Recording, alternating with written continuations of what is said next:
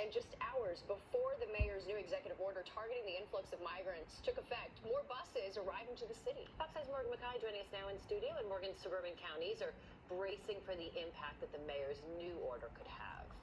Yes, Teresa and Natasha, first on those two buses that arrived early this morning carrying migrants. While technically in violation of the new executive order, they will not be penalized since they arrived under this 32-hour grace period. However, now this executive order limiting when and how buses can arrive is in full effect. And City Hall is telling us that they have police waiting at the Port Authority bus terminal if any new buses arrive later today. In the meantime, county leaders are discussing issuing their own executive orders after meeting with Mayor Eric Adams last night.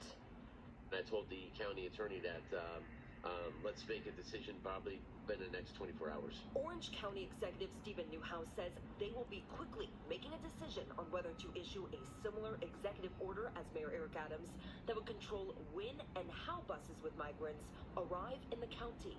This comes after growing concern that Adams' executive order will result in migrants being bused to the suburbs and upstate counties.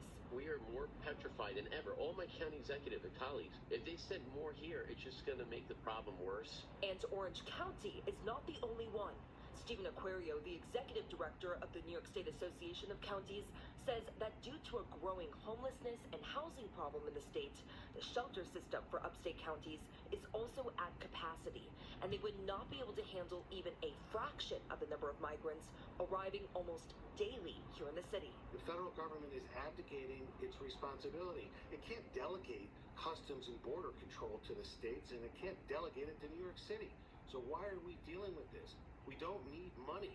We need process. Newhouse is set to take over as president of the Association of Counties at the beginning of the year, and he says he is already putting together a coalition of county executives who plan to travel to the border in the next month or so. He says they are frustrated by the silence on the federal level and feel like the state is also not taking charge of the situation. The state legislature gets a big F, and the governor gets a big F on this. They don't want to address this in a lack of leadership. Somebody needs to take command and make some decisions here to try to fix the problem.